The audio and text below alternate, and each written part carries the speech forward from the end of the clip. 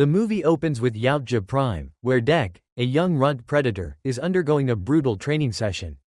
He moves through the deadly terrain using advanced tools, eventually entering a cave where his scanner detects his brother nearby.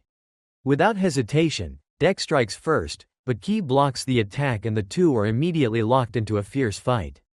As they clash through the narrow cave, Key taunts him, forcing Deck to adapt and use the environment to survive. The battle intensifies until Key corners him, but instead of killing him, he breaks the structure beneath them and sends Deck falling into the abyss. Deck survives by gripping the wall, climbs back up, and attacks again with renewed rage. Later aboard their ship, Key tells Deck that he must choose his first prey to earn his place in the clan. Deck instead declares his intention to travel to Jenna, the Death Planet, to hunt the unkillable Kalisk, a creature even their father fears. Key opposes the idea, but Deck stands firm and makes his vow. At that moment, their father Nyar arrives and reacts with fury, revealing he had already ordered Key to kill Deck for being weak. Key refuses, believing his brother deserves a chance to prove himself, which enrages Nyar and sparks a violent confrontation. Nyar orders Deck's execution, but Key turns against him, freeing Deck and protecting him as chaos erupts on board. Key fights their father fiercely, disarming him despite Nyar's camouflage and brutal counterattacks. But Nyar overpowers him, injuring him badly and calling him weak. In his final moments, Key chooses his brother over loyalty, activating the ship to send Deck away to Jenna. As the vessel launches, Deck watches helplessly while Key is left behind, dying. Sometime later, Deck awakens to an alarm as the damaged ship spirals toward Jenna after being hit by orbital debris. He ejects in a survival seat and plunges through the planet's atmosphere, narrowly avoiding a collision before crashing deep into a hostile jungle. Furious but focused, he prepares for the hunt, only to be immediately attacked by vine-like creatures that steal his weapon and drag him into combat. Deck fights back with bow, blade, and instinct, but the jungle keeps adapting, swarming him from all sides. After a brutal struggle, he manages to break free, climbs to higher ground, and finally surveys the terrifying world of Jenna. Injured but determined, he treats his wound by the river, scans the environment for resources, and discovers a living organism that can be used as a bomb, marking the beginning of his survival on the Death Planet. Then Deck continues deeper into the unknown, searching for the Kalisk across Jenna's deadly landscape. In a vast open field, he discovers strange red plants that hiss and react violently to his presence, forcing him to move with extreme caution. Suddenly, he hears a voice and looks up to find a figure trapped inside a massive nest. As he cannot understand her language, the woman activates a universal translator, revealing herself as Thea, a synthetic android. Before any explanation can settle, a Jenna vulture appears and provokes the field by throwing rocks, triggering the plants to explode in red smoke and fire needles across the area. Deck dodges most of the attack, but Thea warns him that the needles are paralyzing agents meant for hunting prey. She offers to help, but Deck refuses, claiming Yautja hunt alone, while Thea correctly assumes he is after the Kalisk. As more plants are triggered, Deck is eventually struck and begins to lose consciousness. In desperation, Thea asks for a weapon, and he throws her a blade before collapsing. The vulture moves in for the kill, but Thea fights back and brutally kills it, saving him. Moments later, Deck wakes up to find Thea has treated him using an antidote made from the same deadly plant. He notices she is severely damaged, missing half her body, and learns she is a synthetic created by Wayland Yutani, built for survival in hostile worlds. Without much emotion, Deck rejects her at first, but Thea offers him a deal.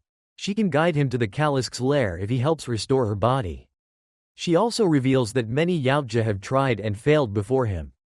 Deck realizes the Kalisk is what destroyed her, but still hesitates until Thea refers to herself as a tool, which changes his decision, and he agrees to take her along. As they travel, Thea constantly talks and questions everything, while Deck remains focused. At a river crossing, they are suddenly attacked by acid-spitting worm-like creatures. Deck carries Thea on his back to escape, but the path becomes blocked. Thea uses the moment to teach him by throwing a sticky fruit that distracts the creatures and stops their attack.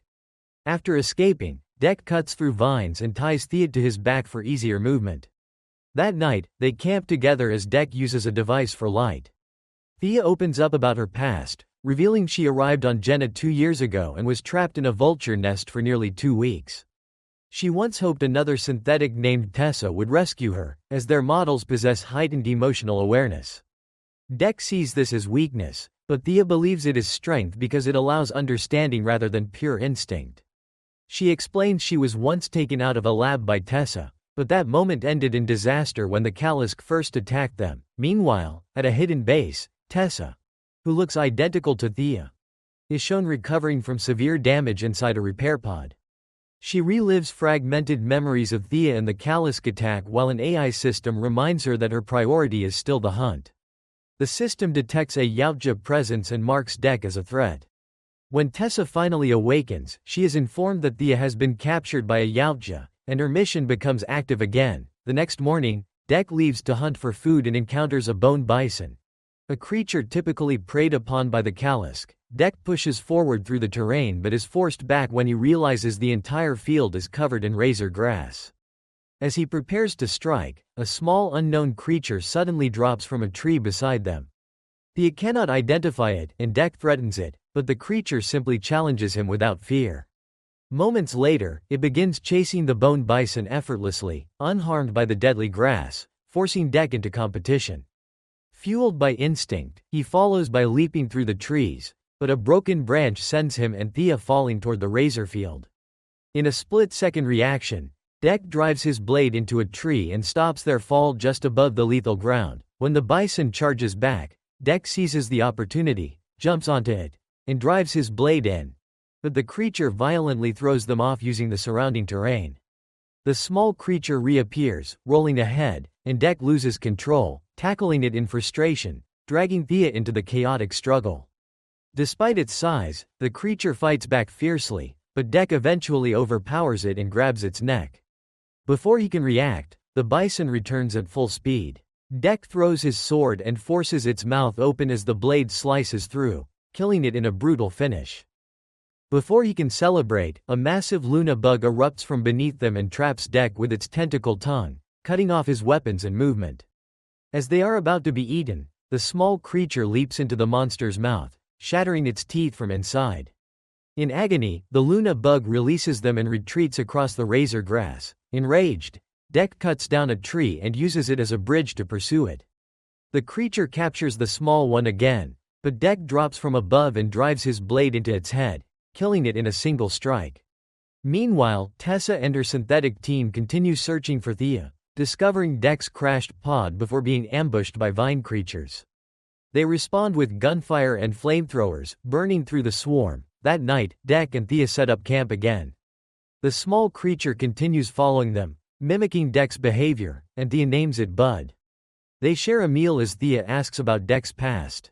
He speaks about his father and brother but refuses to accept any idea of grief, rejecting the word entirely. He instead acknowledges Tessa as Thea's sister figure, a concept Thea finds meaningful. Elsewhere, Tessa's team explores Deck's crashed ship and recovers Yautja weapons, including a grenade that freezes one of them instantly. The next morning, Deck leaves with Thea but abandons Bud, insisting again that he hunts alone and that Thea is only a tool.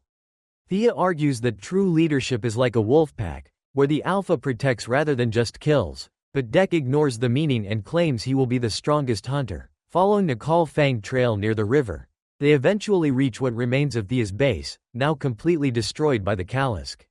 Among the wreckage and synthetic bodies, Thea finally discovers her missing legs. Thea manages to recover her legs using the still-functioning repair machine, though the process takes time. She thanks Deck for helping her but warns him to leave, revealing she has already activated a beacon to summon her crew. She explains they are also hunting the Kalisk, so she cannot allow him to kill it. Deck refuses to retreat, choosing to face death with honor rather than abandon the hunt. In the wreckage, spilled oil becomes Deck's weapon as he ignites it, creating a thick smokescreen.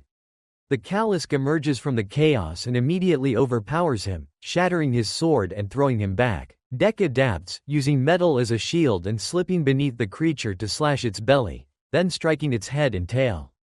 But the Kalisk regenerates instantly, revealing its true nature: it cannot be killed. It counters violently, hurling Deck into the repair station and disrupting Thea's recovery. The battle intensifies as Deck breaks free, cutting the creature's tongue and avoiding its relentless attacks. While Thea struggles to retrieve her legs, she finds a gun and fires at the Callisk to distract it. Dek uses the opening to chain the creature and activate a pulling mechanism that drags it back. He takes the weapon, keeps firing, and narrowly avoids another tail strike before trapping the beast behind a storage door.